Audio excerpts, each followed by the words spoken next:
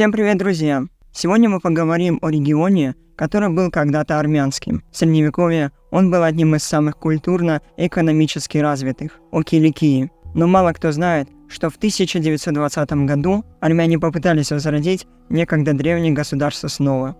Киликия всегда была тесно связана с армянами. Города Эдесса, Сис и Тарс стали важными центрами армянской торговли и культуры, а позже и государственности. В Средневековье Киликийские горы и равнины стали оплотом армянской независимости. В последующие века Киликия, особенно ее горная часть, сохраняла армянский дух, как это показала история Зейтуна. По переписи 1844 года армяне составляли большинство вилаета, однако в 1894, 96 и 1909 годах их численность сократилась из-за погромов. В 1912 году, согласно данным Константинопольского патриархата, в вилаете Адана проживало 250 тысяч армян, 42%. Турки составляли около 16%, как и курды. Греки 8%, арабы 6%. Киликийские армяне, благодаря своим успехам в торговле и ремеслах, вызвали зависть и ненависть у турецких властей и местного мусульманского населения. Армянское движение за реформы в Западной Армении усиливало эти настроения.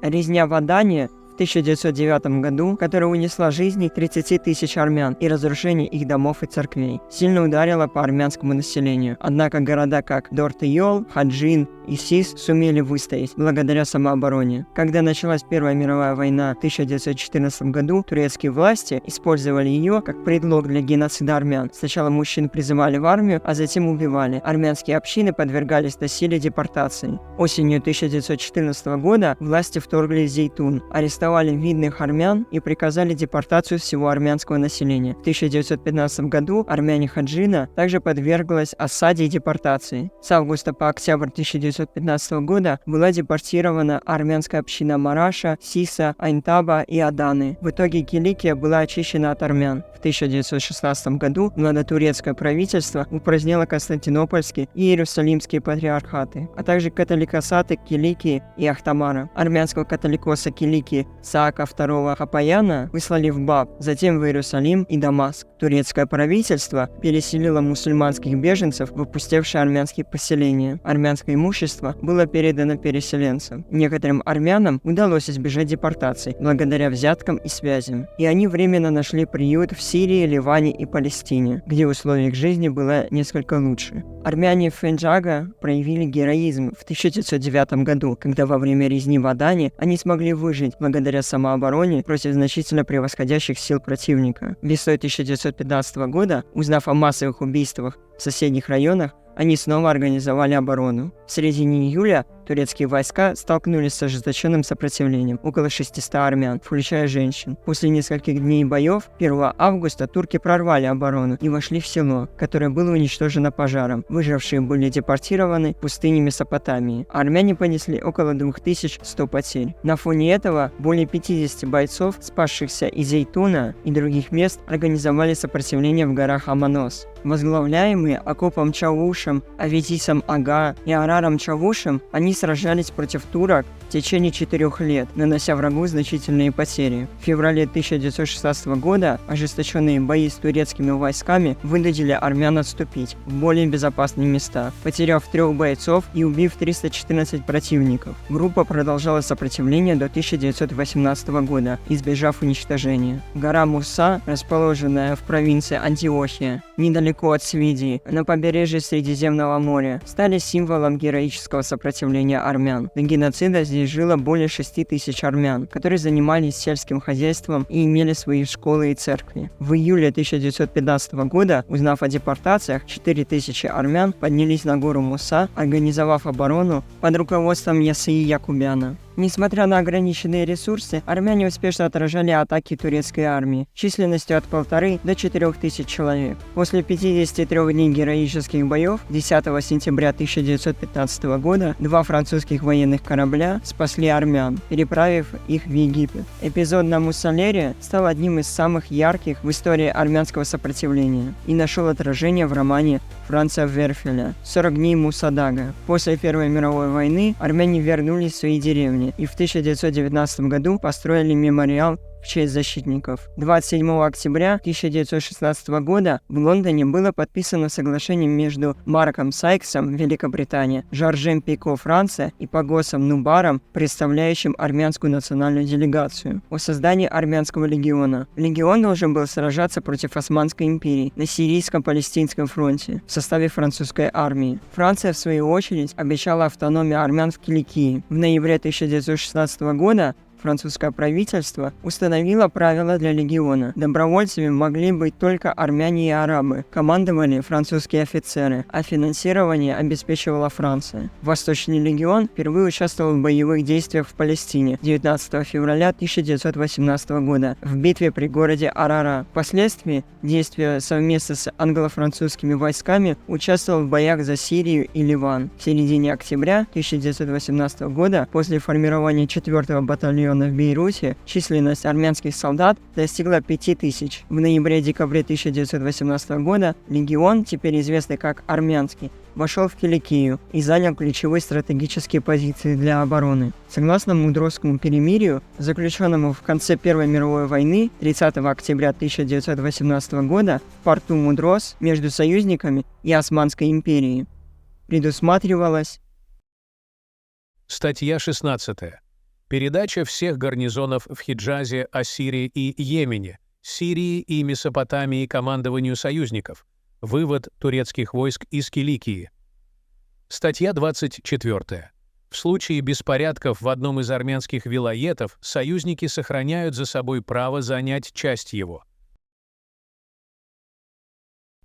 Согласно арбитражному решению 28-го президента США Вудро Вильсона от 22 ноября 1920 года, турецкие вооруженные силы должны были покинуть 4 области Западной Армении и прилегающим к ним территории. На фоне этого всего выделяется фигура Миграна Дамадьяна. Будучи членом парижской армянской делегации в июне 1919 года, он прибыл в Адану с целью организовать армянскую общину и защищать ее интересы перед французской администрацией. Дамадьян обладал значительным политическим опытом и глубоким пониманием армянских вопросов. В Киликии он столкнулся с рядом сложностей, включая ситуацию с армянскими легионерами, которые служили во французской армии. Несмотря на их усилия, французская политика не предусматривала армян как главную военную силу региона. Это привело к увольнению многих легионеров. Дамадьяну, представителю делегации с ограниченными ресурсами, было поручено сложное задание – объединить армянскую общину, раздираемую религиозными, политическими и социальными разногласиями, и предоставлять ее интересы перед французами. В стремлении обеспечить мир в Киликии Дамадьян согласился на встречи с турецкими лидерами по просьбе французской администрации. Французы видели в этих встречах начало армяно-турецкого диалога, который должен был снизить этническую напряженность. В 1919-21 годах в условиях уникальных обстоятельств армяне Киликии основали Армянский национальный союз, стремясь привнести сплоченность в свою общину. В отличие от армянских союзов в Египте, Европе и США, которые во время войны занимались сбором пожертвований, Национальный союз в Киликии взял на себя задачи организации и управления армянской общиной. Дамадьян создал центральный орган в Адане, который координировал армянскую деятельность в Киликии с отделениями в Мерсине, Тарсусе, Дейрот-Йоле, Османии и других местах. Французская администрация признала Национальный союз как де-факто правительство армян в Киликии, а сам Дамадьян служил посредником между союзом и французскими властями. Изначально французская администрация сотрудничала с Национальным союзом, выделяя ему средства для нуждающихся и позволяла собирать налоги. Однако вскоре возникли трения. Французская администрация считала, что союз превышает свои полномочия, вмешиваясь в их юрисдикцию. Национальный союз, в свою очередь, утверждал, что заполняет административный вакуум, оставленный слабыми французскими властями. 1920 год стал решающим для армян Киликии. В начале этого года произошло отступление французов из Мараша и последующая гибель тысячи армян. 21 января 1920 года кемалийские войска внезапно атакой нанесли значительный урон укрепившемуся в городе французскому гарнизону. В последующие дни, вспыхнувший в результате постоянной бомбежки армянских кварталов пожар, стал причиной того, что армяне, нашедшие убежище в церквях и других учреждениях, сгорели заживо. Положение стало еще более ужасным, когда турецкие солдаты напали на армянские кварталы с накрученными на стержни, пропитанными груженными нефтью, зажженными тряпками и поджигали армянские дома. В сложившихся условиях нерешительная и неопределенная позиция французского командования заставила армянское население отдельных частей города в совершенно неравных условиях прибегнуть к самообороне. Особенно яростные бои происходили у церквей Святого Саркиса, Святых 40 Младенцев и Святой Богоматери, где вооруженные устаревшим оружием немногочисленные армянские легионеры с несколькими десятками маражцев пытались защитить жизни тысячи армян, нашедших убежище в этих церквях. В борьбе за существование, длившейся 20 дней, своей отвагой отличились Саркис Маргарян, Сидрак Хралакян,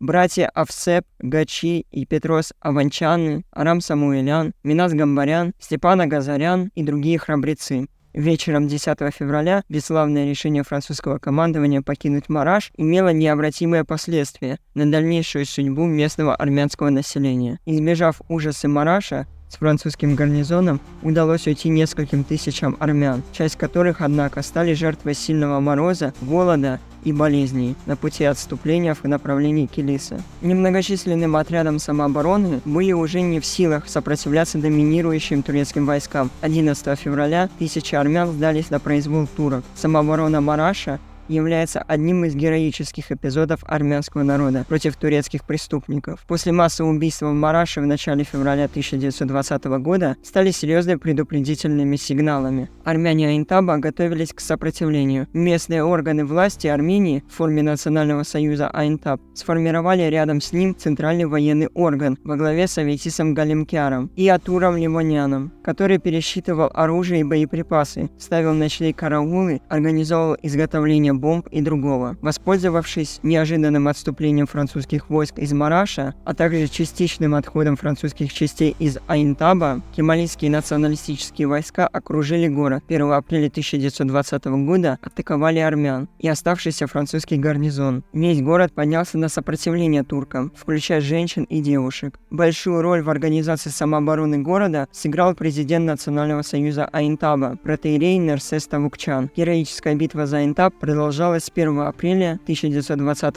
года по 8 февраля 1921 года. В течение 2 недель не более 50 армянских защитников успешно отразили все турецкие атаки. Армянам удалось захватить некоторые важные турецкие укрепления и связаться с некоторыми изолированными армянскими постами через туннели. Бои между турецкими и французско-армянскими войсками продолжались до начала февраля 1921 года. В январе стало ясно, что турки не могут продолжать военные действия. Все их попытки закончились неудачей, и теперь по армии распространились болезни и голод. 8 февраля 6 турецких делегатов с белым флагом подошли к армянским позициям. По условиям договора, подписанного 9 февраля 1921 года, кемалисты признавали временный контроль Франции над графством Айнтаб. Таким образом, оборона Айнтаба завершилась победоносно. В ходе боев армяне потеряли 100 человек убитыми и столько же получили ранения. Французы потеряли 245 человек убитыми. Число погибших с турецкой стороны превысило 4000 человек. Однако, согласно франко-турецкому соглашению, подписанному в Анкаре 20 октября 1921 года, отошла к Турции, и в результате армянское население Айнтаба было вынуждено покинуть город вместе с отступающими французскими войсками. 17 марта командующими турецкими войсками Казанаглу Даган предъявил руководителям обороны Хаджина ультиматум, потребовав выдать находившихся в городе бывших добровольцев 1000 винтовок и отправить 3 посланников, якобы для установления мира. Армяне ультиматум отвергли. Высший совет самообороны и духовный лидер Хаджина Петрос Сарачан решили продолжить сопротивление. Командующим обороной был назначен соратник генерала Андроника Азаняна, офицер Саркис Чепачан, а его заместителем Арам Терзян. 1 апреля турки атаковали город, и город был практически окружен. 10 апреля турецкая армия атаковала район Гапуш, а 12-го район Киликия и монастырь Святого Акопа. После ожесточенных боев монастырь был захвачен, но город героически оборонялся в условиях полного окружения. Тяжелые бои продолжались до 12-13 июля, когда турецкое командование попыталось с помощью переговоров поставить хаджинцев на колени, но тщетно. 5 августа около 200 добровольцев под руководством Арама Терзяна незаметно подошли к турецким позициям и уничтожили целый взвод, захватили тяжелую артиллерию и открыли огонь по туркам. 20 сентября октября защитники захватили село Румлу, получив подкрепление. Турецкая армия постепенно сжимала кольцо. По приказу Мустафы Кемаля турецкие войска 14 октября предприняли новую атаку, захватили Хаджин, подожгли его и вырезали 6 тысяч армян. Из окружения удалось выбраться лишь 365 человек. Героическая битва при Хаджине – одна из героических страниц борьбы армянского народа против турецких захватчиков. В течение 8 месяцев Хаджин противостоял турецким набегам, после чего был оккупирован.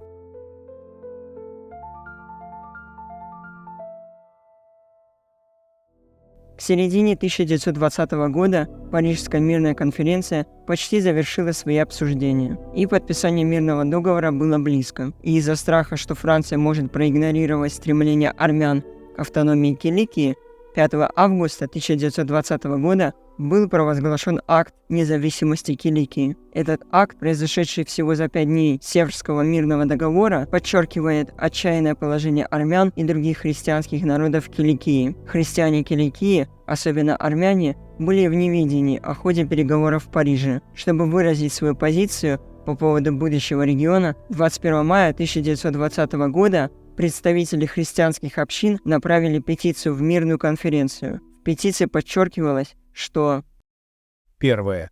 Географически Киликия не принадлежит ни к Анатолии, ни к Сирии. Второе. Христиане в Киликии составляют большинство населения. Третье.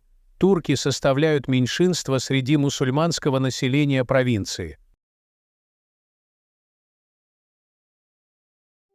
На основании этих пунктов представители христианских общин призвали союзные державы поддерживать здравый смысл и не передавать Киликию туркам. Они аргументировали это тем, что неправильно предоставлять турецкому меньшинству управлять христианским большинством численностью 250 тысяч человек. Стремясь показать стратегическую важность Киликии, они подчеркивали тот факт, что Мир на Ближнем Востоке не может быть достигнут, а пан-исламизм не может быть сдержан, если турецкие и арабские земли не будут разделены христианской Киликией, поскольку Республика Армения призвана служить буфером между двумя центрами пан-исламизма – Турцией и Азербайджаном.